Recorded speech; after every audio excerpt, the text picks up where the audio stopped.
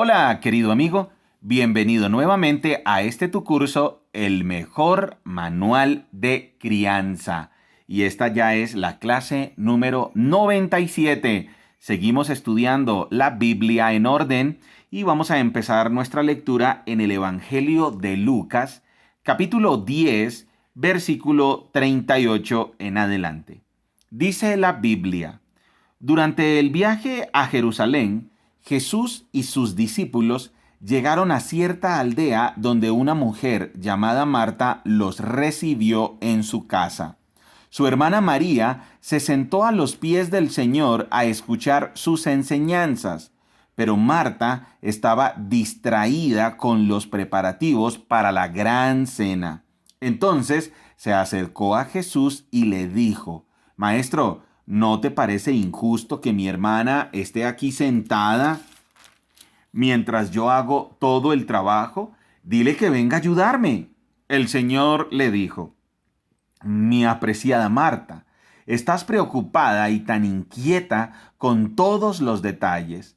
Hay una sola cosa por la que vale la pena preocuparse. María la ha descubierto y nadie se la quitará. Una vez Jesús estaba orando en cierto lugar. Cuando terminó, uno de sus discípulos se le acercó y le dijo: Señor, enséñanos a orar, así como Juan les enseñó a sus discípulos. Jesús dijo: deberían orar de la siguiente manera: Padre, que siempre sea santificado tu nombre, que tu reino venga pronto. Danos cada día el alimento que necesitamos y perdónanos nuestros pecados, así como nosotros perdonamos a los que pecan contra nosotros. Y no permitas que cedamos ante la tentación. Luego, utilizó la siguiente historia para enseñarles más acerca de la oración. Supongan que uno de ustedes va a la casa de un amigo a medianoche para pedirle que le preste 3 panes. Le dices: acaba de llegar de visita un amigo mío y no tengo nada para darle de comer. Supongan que ese amigo grita desde el dormitorio: no me molestes, la puerta ya está cerrada y mi familia y yo estamos acostados, no puedo ayudarte. Les digo que aunque no lo haga por amistad, si sigues tocando a la puerta el tiempo suficiente, él se levantará y te dará lo que necesitas debido a tu audaz insistencia. Así que les digo: sigan pidiendo y recibirán lo que piden, sigan buscando y encontrarán, sigan llamando y la puerta se les abrirá, pues todo el que pide recibe, todo el que busca encuentra, y a todo el que llama se le abrirá la puerta. Ustedes, los que son padres, si sus hijos les piden un pescado, ¿les dan una serpiente en su lugar? ¿O si les piden un huevo, les dan un escorpión? Claro que no. Así que si ustedes, gente pecadora, saben dar buenos regalos a sus hijos, ¿cuánto más su Padre Celestial dará el Espíritu Santo a quienes lo pidan? Cierto día, Jesús expulsó un demonio de un hombre que no podía hablar, y cuando el demonio salió, el hombre comenzó a hablar. Las multitudes quedaron asombradas, pero algunos dijeron: con razón puede expulsar demonios. Él recibe su poder de Satanás, el príncipe de los demonios. Otros, con la intención de poner a Jesús a prueba, le exigían que les mostrara alguna señal milagrosa del cielo para demostrar su autoridad. Jesús conocía sus pensamientos, así que dijo: todo reino dividido por una guerra civil está condenado al fracaso. Una familia dividida por peleas se desintegrará. Ustedes dicen que mi poder proviene de Satanás, pero si Satanás está dividido y pelea contra sí mismo, ¿cómo puede sobrevivir su reino? Entonces, si mi poder proviene de Satanás, ¿qué me dicen de sus propios exorcistas, quienes también expulsan demonios? Así que ellos los condenarán a ustedes por lo que acaban de decir. Sin embargo, si yo expulso a los demonios por el poder de Dios, entonces el reino de Dios ha llegado y está entre ustedes.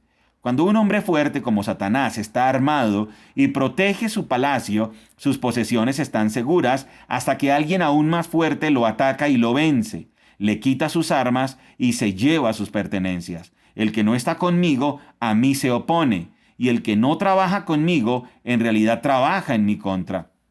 Cuando un espíritu maligno sale de una persona, va al desierto en busca de descanso, pero como no lo encuentra, dice: volveré a la persona de la cual salí.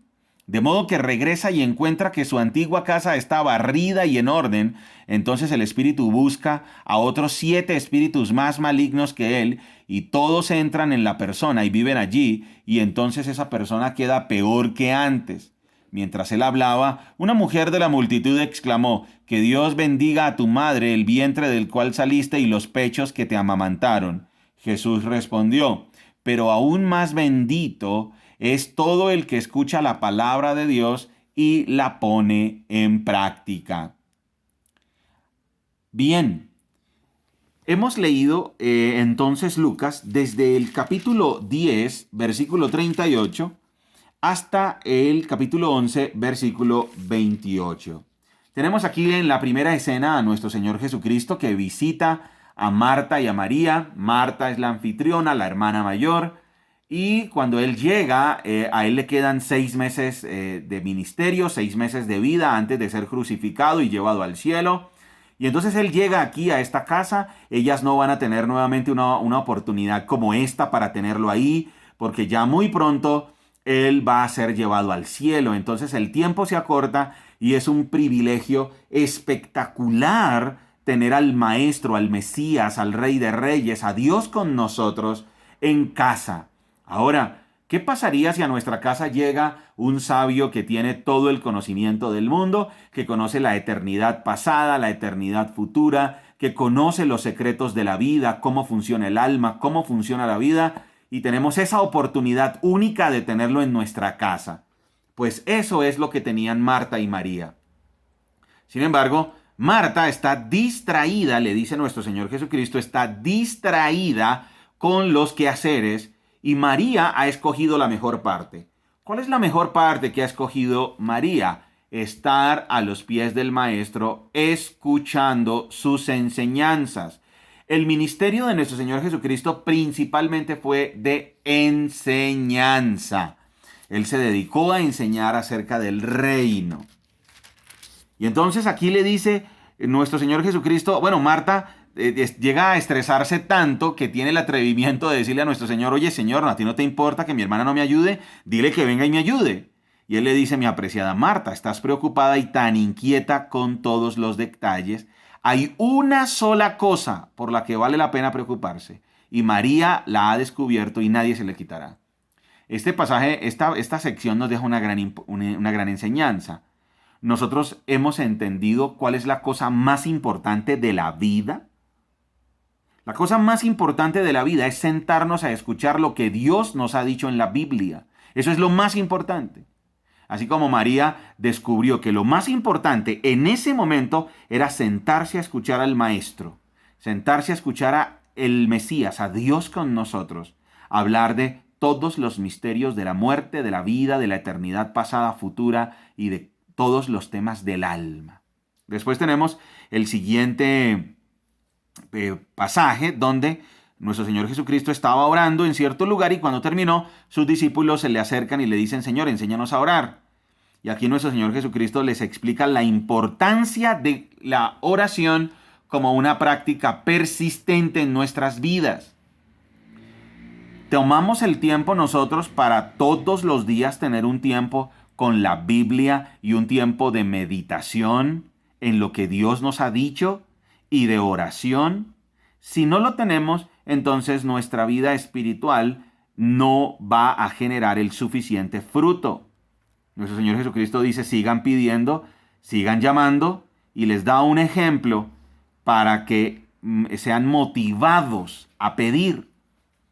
Y aquí miren cómo termina el capítulo 11, verso 11 en adelante. Dice: ustedes, los que son padres, y sus hijos les piden un pescado, les dan una serpiente en su lugar, o si les piden un huevo, les dan un escorpión. Claro que no. Así que si ustedes, gente pecadora, saben dar buenos regalos a sus hijos, cuánto más su Padre Celestial dará el Espíritu Santo a quienes lo pidan. Nuestro Señor aquí les puso también un ejemplo de un amigo que llega a la casa del otro y es de manera inoportuna y le dice: dame pan porque llegó un amigo de viaje. Este ejemplo y este pasaje tiene una intención muy clara. Tenemos que tener una vida de oración, de meditación, de lectura de la Biblia disciplinada. Un verdadero cristiano se caracteriza por esos momentos de lectura bíblica y oración personales, porque son el alimento para el alma. Y después tenemos el último pasaje que leímos, que es cuando nuestro Señor Jesucristo expulsa un demonio de un hombre que no podía hablar, y cuando el demonio sale, el hombre empieza a hablar. Recordemos que nuestro Señor Jesucristo tiene poder sobre la naturaleza, poder sobre la enfermedad, poder para perdonar pecados, poder sobre la muerte y poder sobre los demonios. Y tiene esas son las credenciales que demuestran que Él es quien dice ser. Él es el Mesías, el Hijo de Dios, el prometido en el Antiguo Testamento, el eterno, Dios con nosotros. Y una de las pruebas es que Él tiene poder sobre el reino de las tinieblas. Y aquí llega el colmo del desprecio, porque aquí entonces los líderes religiosos dicen, claro, puede expulsar los demonios, pero porque Satanás le da el poder. Ese es el colmo de la blasfemia. Eso ya lo habíamos estudiado en Mateo. Eso es el colmo del insulto, y es insultar a Dios mismo, y sobre todo insultar al Espíritu Santo, que Él es el que está obrando a través de nuestro Señor Jesucristo. Y entonces les da una ilustración y les dice, cuando un espíritu maligno sale de una persona, va al desierto en busca de descanso, pero como no lo encuentra, dice, volveré a la persona de la cual salí, de modo que regresa y encuentra que su antigua casa está barrida y en orden. Entonces el espíritu busca a otros 7 espíritus más malignos que él, y todos entran en la persona y viven allí, y entonces esa persona queda peor que antes. Ahí lo que nuestro Señor Jesucristo les está diciendo es, ustedes ahora me tienen a mí, y estoy expulsando a los demonios. La tierra de Israel, Judea, Galilea, está quedando libre de la opresión demoníaca, pero cuando yo me vaya, como ustedes no creen en mí, como ustedes me rechazan, la casa va a quedar limpia y barrida, pero el estado de posterior va a ser peor que antes por su incredulidad. Peor que antes.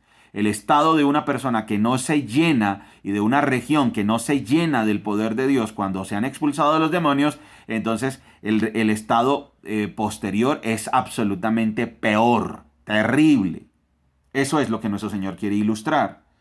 Y por eso al final alguien le dice, una mujer de la multitud le dice, que Dios bendiga a tu madre, el vientre del cual saliste y los pechos que te amamantaron. Y nuestro Señor le dice, pero aún más bendito es el que escucha la palabra de Dios y la pone en práctica. O sea, no adules a Jesucristo. Él está diciéndote, no, le está diciendo a la señora, no me adules, obedéceme. No tenga una jerga religiosa, obedezca a Dios. Gran aplicación para nuestra vida. Número 1. La prioridad es escuchar a Dios en su palabra, momentos de oración y de lectura bíblica disciplinados.